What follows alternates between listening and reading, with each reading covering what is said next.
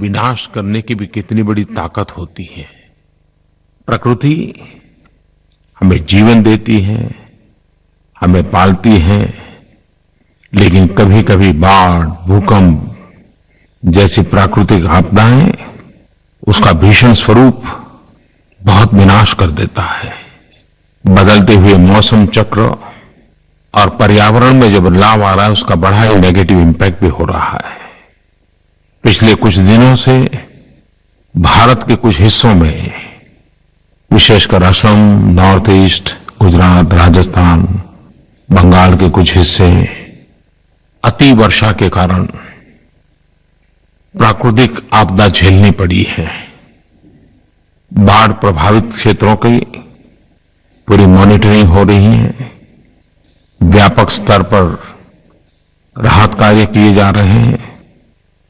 जहां हो सके वहां मंत्रिपरिषद के मेरे साथी भी पहुंच रहे हैं।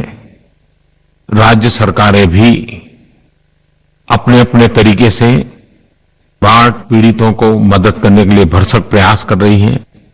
सामाजिक संगठन भी, सांस्कृतिक संगठन भी, सेवा भाव से काम करने वाले नागरिक भी ऐसी परिस्थिति में लोगों को मदद पहुंचाने के लिए भरसक प्रयास कर रहे हैं।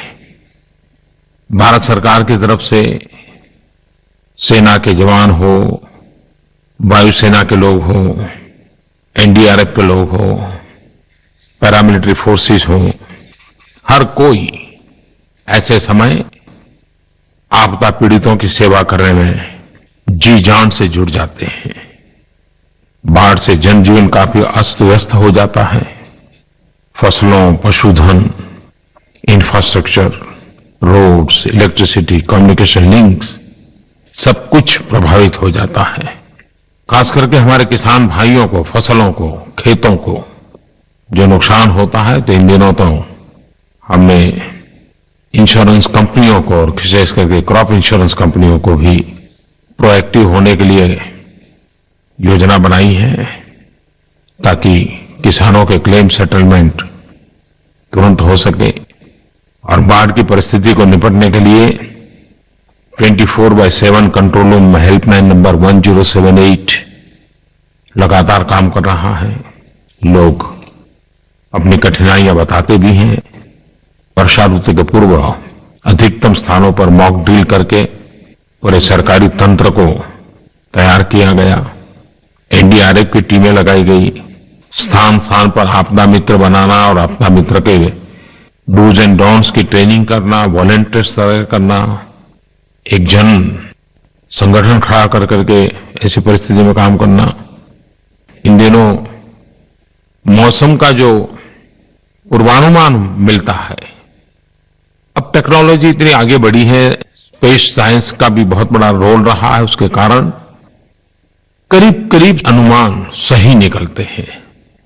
धीरे धीरे हम लोग भी स्वभाव बनाए कि मौसम के पूर्वानुमान के अनुसार अपने कार्यकलापों की भी रचना कर सकते हैं, तो उससे हम नुकसान से बच सकते हैं। जब भी मैं मन की बात के लिए तैयारी करता हूं, तो मैं देख रहा हूं कि मुझसे ज्यादा देश के नागरिक तैयारी करते हैं। इस बार तो जीएसटी को लेकर के इतनी चिट्ठियां आई हैं, इतने सारे फोन कॉल आए हैं, और अभी भी लोग जीएसटी के संबंध में खुशी भी व्यक्त करते हैं, जिज्ञासा भी व्यक्त करते हैं। एक फोन कॉल मैं आपको भी सुनाता हूं। नमस्कार प्रधानमंत्री जी, मैं गुड़गांव से नीतू गर्ग बोल रही हूँ। मैंने आपके चार्टर्ड अकाउंटेंट्स डे की स्पीच सुनी और बहुत प्रभावित हुई। इसी तरह हमारे देश में पिछले महीने आज ही की तारीख पर goods and services tax GST की शुरुआत हुई। क्या आप बता सकते हैं कि जैसा सरकार ने एक्सपेक्ट किया था वैसे ही रिजल्ट एक महीने बाद आ रहे हैं या नहीं? मैं इसके बारे में आपके विचार सुनना चाहूंगी। धन्यवाद। जीएसटी के लागू हुए करीब 1 महीना हुआ है और उसके फायदे दिखने लगे हैं, और मुझे बहुत संतोष होता है, खुशी होती है जब कोई गरीब मुझे चिट्ठी लिख करके कहता है कि जीएसटी के कारण एक गरीब की जरूरत की चीजों में कैसे दाम कम हुए हैं, चीजें कैसे सस्ती हुई हैं। अगर नॉर्थ ईस्ट दूर सुदूर पहाड़ों में जंगलों में रहने वाला कोई व्यक्ति चिट्ठी लिखता है कि शुरू में डर लगता था कि पता नहीं क्या है, लेकिन अब जब मैं उसमें सीखने समझने लगा तो मुझे लगता है पहले से ज्यादा आसान हो गया काम, व्यापार और आसान हो गया। और सबसे बड़ी बात है, ग्राहकों का व्यापारी के प्रति भरोसा बढ़ने लगा है। अभी मैं देख रहा था कि ट्रांसपोर्ट एंड लॉजिस्टिक्स सेक्टर पर कैसे जीएसटी का इम्पैक्ट पड़ा, कैसे अब ट्रकों की आवाजाही बढ़ी है, दूरी तय करने में समय कैसे कम हो रहा है, हाईवेज क्लटर फ्री हुए हैं, ट्रकों की गति बढ़ने के कारण पॉल्यूशन भी कम हुआ है, सामान भी बहुत जल्दी से पहुंच रहा है। ये सुविधा तो है ही, लेकिन साथ साथ आर्थिक गति को भी इससे बल मिलता है। पहले अलग अलग टैक्स स्ट्रक्चर होने के कारण ट्रांसपोर्ट एंड लॉजिस्टिक्स सेक्टर का अधिकतम रिसोर्सेज पेपर वर्क मेंटेन करने में लगता था और उसको हर स्टेट के अंदर अपने नए नए वेयरहाउस बनाने पड़ते थे। जीएसटी, जिसे मैं गुड एंड सिंपल टैक्स कहता हूं, सचमुच में उसने हमारे अर्थव्यवस्था पर एक बहुत ही सकारात्मक प्रभाव और बहुत ही कम समय में उत्पन्न किया है। जिस तेजी से स्मूथ ट्रांजिशन हुआ है, जिस तेजी से माइग्रेशन हुआ है, नए रजिस्ट्रेशन हुए हैं, इसने पूरे देश में एक नया विश्वास पैदा किया है। और कभी न कभी अर्थव्यवस्था के पंडित, मैनेजमेंट के पंडित, टेक्नोलॉजी के पंडित भारत के जीएसटी के प्रयोग को विश्व के सामने एक मॉडल के रूप में रिसर्च करके जरूर लिखेंगे। दुनिया की कई यूनिवर्सिटियों के लिए एक केस स्टडी बनेगा, क्योंकि इतने बड़े स्केल पर इतना बड़ा चेंज और इतने करोड़ों लोगों के इन्वॉल्वमेंट के साथ इतने बड़े विशाल देश में उसको लागू करना और सफलतापूर्वक आगे बढ़ना, ये अपने आप में सफलता की एक बहुत बड़ी ऊंचाई है। विश्व जरूर इस पर अध्ययन करेगा। और जीएसटी लागू किया है, सभी राज्यों की उसमें भागीदारी है, सभी राज्यों की जिम्मेवारी भी है। सारे निर्णय राज्यों ने और केंद्र ने मिलकर के सर्वसम्मति से किए हैं और उसी का परिणाम है कि हर सरकार की एक ही प्राथमिकता रही कि जीएसटी के कारण गरीब की थाली पर कोई बोझ न पड़े। और जीएसटी ऐप पर आप भली भांति जान सकते हैं कि जीएसटी के पहले जिस चीज का जितना दाम था तो नई परिस्थिति में कितना दाम होगा, वो सारा आपके मोबाइल फोन पर अवेलेबल है। वन नेशन वन टैक्स, कितना बड़ा सपना पूरा हुआ। जीएसटी के मसले को मैंने देखा है कि जिस प्रकार से तहसील से लेकर के भारत सरकार तक बैठे हुए सरकार के अधिकारियों ने जो परिश्रम किया है, जिस समर्पण भाव से काम किया है, एक प्रकार से जो फ्रेंडली एनवायरनमेंट बना सरकार और व्यापारियों के बीच, सरकार और ग्राहकों के बीच, उसने विश्वास को बढ़ाने में बहुत बड़ी भूमिका अदा की है। मैं इस कार्य से लगे हुए सभी मंत्रालयों को, सभी विभागों को, केंद्र और राज्य सरकार के सभी मुलाजिमों को हृदय से बहुत बहुत बधाई देता हूं। जीएसटी भारत की सामूहिक शक्ति की सफलता का एक उत्तम उदाहरण है। यह एक ऐतिहासिक उपलब्धि है और यह सिर्फ टैक्स रिफॉर्म नहीं है, एक नई ईमानदारी की संस्कृति को बल प्रदान करने वाली अर्थव्यवस्था है। एक प्रकार से एक सामाजिक सुधार का भी अभियान है। मैं फिर एक बार सरलतापूर्वक इतने बड़े प्रयास को सफल बनाने के लिए कोटि कोटि देशवासियों को कोटि कोटि वंदन करता हूं। मेरे प्यारे देशवासियों, अगस्त महीना क्रांति का महीना होता है। सहज रूप से ये बात हम बचपन से सुनते आए हैं और उसका कारण है 1 अगस्त 1920 असहयोग आंदोलन प्रारंभ हुआ। 9 अगस्त 1942 भारत छोड़ो आंदोलन प्रारंभ हुआ, जिसे अगस्त क्रांति के रूप में जाना जाता है। और 15 अगस्त 1947 देश आजाद हुआ। एक प्रकार से अगस्त महीने में अनेक घटनाएं आजादी की तवारीख के साथ विशेष रूप से जुड़ी हुई है। इस वर्ष हम भारत छोड़ो क्विट इंडिया मूवमेंट, इस आंदोलन की 75वीं वर्षगांठ मनाने जा रहे हैं। लेकिन बहुत कम लोग इस बात को जानते हैं कि भारत छोड़ो यह नारा डॉक्टर यूसुफ मेहर अली ने दिया था। हमारी नई पीढ़ी को जानना चाहिए कि 9 अगस्त 1942 को क्या हुआ था।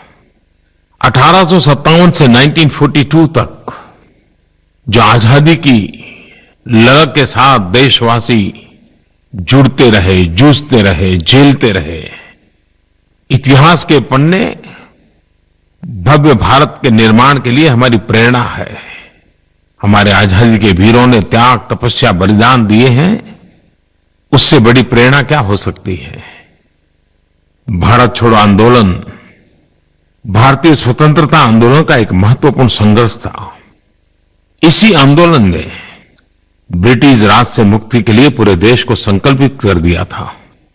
ये वो समय था जब अंग्रेजी सत्ता के विरोध में भारतीय जनमानस हिंदुस्तान के हर कोने में, गांव हो, शहर हो, पढ़े हो, अनपढ़ हो, गरीब हो, अमीर हो, हर कोई कंधे से कंधा मिला करके भारत छोड़ो आंदोलन का हिस्सा बन गया था।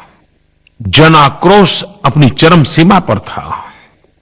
महात्मा गांधी के आह्वान पर लाखों भारतवासी करो या मरो के मंत्र के साथ अपने जीवन को संघर्ष में झोंक रहे थे। देश के लाखों नौजवानों ने अपनी पढ़ाई छोड़ दी थी, किताबें छोड़ दी थी, आजादी का बिगुल बजा वो चल पड़े थे। 9 अगस्त भारत छोड़ो आंदोलन महात्मा गांधी ने आह्वान तो किया, लेकिन सारे बड़े नेता अंग्रेज सल्तनत ने जेल में हर किसी को डाल दिया। और वो कालखंड था कि देश में सेकंड जनरेशन की लीडरशिप ने, डॉक्टर लोहिया, जयप्रकाश नारायण जैसे महापुरुषों ने अग्रिम भूमिका निभाई थी। असहयोग आंदोलन और भारत छोड़ो आंदोलन 1920 और 1942 महात्मा गांधी के 2 अलग अलग रूप दिखाई देते हैं। असहयोग आंदोलन के रूप रंग अलग थे और 42 की वो स्थिति आई, तीव्रता इतनी बढ़ गई कि महात्मा गांधी जैसे महापुरुष ने करो या मरो का मंत्र दे दिया। इस सारी सफलता के पीछे जन समर्थन था, जन सामर्थ्य था, जन संकल्प था, जन संघर्ष था। पूरा देश एक होकर के लड़ रहा था। और मैं कभी कभी सोचता हूं, अगर इतिहास के पन्नों को थोड़ा जोड़ करके देखें तो भारत का पहला स्वतंत्र संग्राम 1857 में हुआ। 1857 से प्रारंभ हुआ स्वतंत्र संग्राम 1942 तक हर पल देश के किसी न किसी कोने में चलता रहा। इस लंबे कालखंड ने देशवासियों के दिल में आजादी की ललक पैदा कर दी। हर कोई कुछ न कुछ करने के लिए प्रतिबद्ध हो गया। पीढ़ियां बदलती गई, लेकिन संकल्प में कोई कमी नहीं आई। लोग आते गए, जुड़ते गए, जाते गए, नए आते गए, नए जुड़ते गए, और अंग्रेज सल्तनत को उखाड़ करके फेंकने के लिए देश हर पल प्रयास करता रहा। 1857 से 1942 तक की इस परिश्रम ने, इस आंदोलन ने एक ऐसी स्थिति पैदा की कि 1942 इसकी चरम सीमा पर पहुंचा और भारत छोड़ो का ऐसा बिगुल बजा कि 5 वर्ष के भीतर 1947 में अंग्रेजों को जाना पड़ा। 1857 से 1942 आजादी की वो ललक जन जन तक पहुंची और 1942 से 1947 5 साल एक ऐसा जनमन बन गया। संकल्प से सिद्धि के 5 निर्णायक वर्ष के रूप में सफलता के साथ देश को आजादी देने का कारण बन गए। ये 5 वर्ष निर्णायक वर्ष थे। अब मैं आपको इस गणित के साथ जोड़ना चाहता हूं। 1947 में हम आजाद हुए, आज 2017 है, करीब 70 साल हो गए। सरकारें आई गई, व्यवस्थाएं बनी, बदली, पनपी, बढ़ी। देश को समस्याओं से मुक्त कराने के लिए हर किसी ने अपने अपने तरीके से प्रयास किए। देश में रोजगारी बढ़ाने के लिए, गरीबी हटाने के लिए, विकास करने के लिए प्रयास हुए। अपने अपने तरीके से परिश्रम भी हुआ, सफलताएं भी मिली, अपेक्षाएं भी जगी। जैसे 1942 टू 1947 संकल्प से सिद्धि के एक निर्णायक 5 वर्ष थे। मैं देख रहा हूं कि 2017 से 2022 संकल्प के सिद्धि के और एक 5 साल का तबका हमारे सामने आया है। इस 2017 की 15 अगस्त को हम संकल्प पर्व के रूप में मनाएं और 2022 आजादी के जब 75 साल होंगे तब हम उस संकल्प को सिद्धि में परिणत करके ही रहेंगे अगर 125 करोड़ देशवासी 9 अगस्त क्रांति दिवस को याद करके इस 15 अगस्त को हर भारतवासी संकल्प करे, व्यक्ति के रूप में, नागरिक के रूप में मैं देश के लिए इतना करके रहूंगा, परिवार के रूप में ये करूंगा, समाज के रूप में ये करूंगा, गांव और शहर के रूप में ये करूंगा, सरकारी विभाग के रूप में ये करूंगा, सरकार के नाते ये करूंगा। करोड़ों करोड़ों संकल्प हो, करोड़ों करोड़ों संकल्प को परिपूर्ण करने के प्रयास हो। तो जैसे 1942 टू 1947 5 साल देश को आजादी के लिए निर्णायक बन गए, ये 5 साल 2017 से 2022 के भारत के भविष्य के लिए भी निर्णायक बन सकते हैं और बनाने हैं। 5 साल बाद देश की आजादी के 75 साल मनाएंगे, तब हम लोगों को दृढ़ संकल्प लेना है। आज 2017 हमारा संकल्प का वर्ष बनाना है। यही अगस्त मास संकल्प के साथ हमें जुड़ना है और हमें संकल्प करना है, गंदगी भारत छोड़ो, गरीबी भारत छोड़ो, भ्रष्टाचार भारत छोड़ो, आतंकवाद भारत छोड़ो, जातिवाद भारत छोड़ो, संप्रदायवाद भारत छोड़ो। आज आवश्यकता करेंगे या मरेंगे कि नहीं, बल्कि नए भारत के संकल्प के साथ जुड़ने की है, जुटने की है, जी जान से सफलता पाने के लिए पुरुषार्थ करने की है। संकल्प को लेकर के जीना है, जूझना है। आइए इस अगस्त महीने में 9 अगस्त से संकल्प से सिद्धि का एक महाअभियान चलाएं। प्रत्येक भारतवासी, सामाजिक संस्थाएं, स्थानीय निकाय की इकाइयां, स्कूल, कॉलेज, अलग अलग संगठन, हर एक न्यू इंडिया के लिए कुछ न कुछ संकल्प ले। एक ऐसा संकल्प जिसे अगले 5 वर्षों में हम सिद्ध करके दिखाएंगे। युवा संगठन, छात्र संगठन, एनजीओ आदि सामूहिक चर्चा का आयोजन कर सकते हैं, नए नए आइडिया उजागर कर सकते हैं। एक राष्ट्र के रूप में हमें कहां पहुंचना है, एक व्यक्ति के नाते उसमें मेरा क्या योगदान हो सकता है। आइए इस संकल्प के पर्व पर हम जुड़े।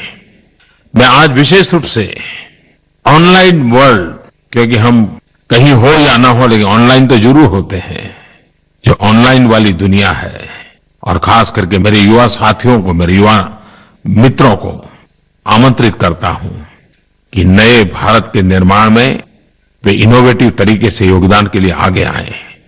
टेक्नोलॉजी का उपयोग करते हैं, वीडियो, पोस्ट, ब्लॉग, आलेख, नए नए आइडिया, वो सभी बातें लेकर के आए। इस मुहिम को एक जन आंदोलन में परिवर्तित करें। नरेंद्र मोदी ऐप पर भी युवा मित्रों के लिए क्विट इंडिया क्विज लॉन्च किया जाएगा। यह क्विज युवाओं को देश के गौरवशाली इतिहास से जोड़ने और स्वतंत्रता संग्राम के नायकों से परिचित कराने का एक प्रयास है। मैं मान रहा हूं कि आप जरूर इसका व्यापक प्रचार करें, प्रसार करें। मेरे प्यारे देशवासियों, 15 अगस्त देश के प्रधान सेवक के रूप में मुझे लाल किले से देश के साथ संवाद करने का अवसर मिलता है। मैं तो एक निमित्त मात्र हूं, वहां वो एक व्यक्ति नहीं बोलता है। लाल किले से 125 करोड़ देशवासियों की आवाज गूंजती है। उनके सपनों को शब्दबद्ध करने की कोशिश होती है। और मुझे खुशी है कि पिछले 3 साल से लगातार 15 अगस्त निमित्त देश के हर कोने से मुझे सुझाव मिलते हैं कि मुझे 15 अगस्त में क्या कहना चाहिए, किन मुद्दों को लेना चाहिए। इस बार भी मैं आपको निमंत्रित करता हूं, माईगॉव पर या तो नरेंद्र मोदी ऐप पर आप अपने विचार मुझे जरूर भेजिए। मैं स्वयं इसे पढ़ता हूं और 15 अगस्त को जितना भी समय मेरे पास है उसमें इसको प्रकट करने का प्रयास करूंगा। पिछले 3 बार के मुझे मेरे 15 अगस्त के भाषणों में एक शिकायत लगातार सुनने को मिली है कि मेरा भाषण थोड़ा लंबा हो जाता है। इस बार मैंने मन में कल्पना तो की है कि मैं इसे छोटा करूं, ज्यादा से ज्यादा 40, 45, 50 मिनट में पूरा करूं। मैंने ही मेरे लिए नियम बनाने की कोशिश की है, पता नहीं मैं कर पाऊंगा कि नहीं कर पाऊंगा, लेकिन मैं इस बार कोशिश करने का इरादा रखता हूं कि मैं मेरा भाषण छोटा कैसे करूं। देखते हैं सफलता मिलती है कि नहीं मिलती है। मैं देशवासियों एक और भी बात आज करना चाहता हूं। भारत की अर्थव्यवस्था में एक सामाजिक अर्थशास्त्र है और उसको हमने कभी भी कम नहीं आंकना चाहिए। हमारे त्योहार, हमारे उत्सव वो सिर्फ आनंद प्रमोद के ही अवसर ऐसा नहीं है। हमारे उत्सव, हमारे त्योहार एक सामाजिक सुधार का भी अभियान है, लेकिन उसके साथ साथ हमारे हर त्योहार गरीब से गरीब की आर्थिक जिंदगी के साथ सीधा संबंध रखते हैं। कुछ ही दिन के बाद रक्षाबंधन, जन्माष्टमी, उसके बाद गणेशोत्सव, उसके बाद चौथ चंद्र, फिर अनंत चतुर्दशी, दुर्गा पूजा, दिवाली, एक के बाद एक के बाद एक। और यही समय है जब गरीब के लिए आर्थिक उपार्जन के लिए अवसर मिलता है। और इस त्योहारों में एक सहज स्वाभाविक आनंद भी जुड़ जाता है। त्योहार रिश्तों में मिठास, परिवार में स्नेह, समाज में भाईचारा लाते हैं, व्यक्ति और समाज को जोड़ते हैं। व्यक्ति से समष्टि तक की एक सहज यात्रा चलती है। अहम से वयम की ओर जाने का एक अवसर बन जाती है। जहां तक अर्थव्यवस्था का सवाल है, राखी के कई महीनों पहले से सैकड़ों परिवारों में छोटे छोटे घरेलू उद्योगों में राखियां बनाना शुरू हो जाती है। खादी से लेकर के रेशम के धागों की न जाने कितनी तरह की राखियां, और आजकल तो लोग होममेड राखियों को ज्यादा पसंद करते हैं। राखी बनाने वाले, राखियां बेचने वाले, मिठाई वाले, हजारों सैकड़ों का व्यवसाय एक त्योहार के साथ जुड़ जाता है। हमारे अपने गरीब भाई बहन परिवार इसी से तो चलते हैं। हम दीपावली में दीप जलाते हैं, सिर्फ वो प्रकाश पर्व है ऐसा ही नहीं है, वो सिर्फ त्योहार है, घर का सुशोभन ऐसा नहीं है। उसका सीधा सीधा संबंध छोटे छोटे मिट्टी के दिए बनाने वाले उन गरीब परिवारों से है। लेकिन जब आज मैं त्योहारों और त्योहार के साथ जुड़े गरीब के अर्थव्यवस्था की बात करता हूं, तो साथ साथ मैं पर्यावरण की भी बात करना चाहता हूं। मैंने देखा है कि कभी कभी मैं सोचता हूं कि मुझसे भी देशवासी ज्यादा जागरूक हैं, ज्यादा सक्रिय हैं। पिछले 1 महीने से लगातार पर्यावरण के प्रति सजग नागरिकों ने मुझे चिट्ठियां लिखी है और उन्होंने आग्रह किया है कि आप गणेश चतुर्थी में इको फ्रेंडली गणेश की बात समय से पहले बताइए, ताकि लोग मिट्टी के गणेश की पसंद पर अभी से योजना बनाएं। मैं सबसे पहले तो ऐसे जागरूक नागरिकों का आभारी हूं। उन्होंने मुझे आग्रह किया है कि मैं समय से पहले इस विषय पे कहूं। इस बार सार्वजनिक गणेशोत्सव का एक विशेष महत्व है। लोकमान्य तिलक जी ने इस महान परंपरा को प्रारंभ किया था। यह वर्ष सार्वजनिक गणेशोत्सव का 125वां वर्ष है। 125 वर्ष और 125 करोड़ देशवासी लोकमान्य तिलक जी ने जिस मूल भावना से समाज की एकता और समाज की जागरूकता के लिए, सामूहिकता के संस्कार के लिए सार्वजनिक गणेशोत्सव प्रारंभ किया था, हम फिर से एक बार गणेशोत्सव के इस वर्ष में निबंध स्पर्धाएं करें, चर्चा सभाएं करें, लोकमान्य तिलक के योगदान को याद करें और फिर से तिलक जी की जो भावना थे उस दिशा में हम सार्वजनिक गणेशोत्सव को कैसे ले जाएं, उस भावना को फिर से कैसे प्रबल बनाएं और साथ साथ पर्यावरण की रक्षा के लिए इको फ्रेंडली गणेश, मिट्टी से बने हुए ही गणेश, ये हमारा संकल्प है। और इस बार तो मैंने बहुत जल्दी कहा है, मुझे जरूर विश्वास है कि आप सब मेरे साथ जुड़ेंगे और इससे लाभ ये होगा कि हमारे जो गरीब कारीगर हैं, गरीब जो कलाकार हैं, जो मूर्तियां बनाते हैं, उनको रोजगार मिलेगा, गरीब का पेट भरेगा। आइए हम हमारे उत्सवों को गरीब के साथ जोड़े, गरीब की अर्थव्यवस्था के साथ जोड़े, हमारे त्योहार का आनंद गरीब के घर का आर्थिक त्योहार बन जाए, आर्थिक आनंद बन जाए, ये हम सबका प्रयास रहना चाहिए। मैं सभी देशवासियों को आने वाले अनेकविध त्योहारों के लिए, उत्सवों के लिए बहुत बहुत शुभकामनाएं देता हूं।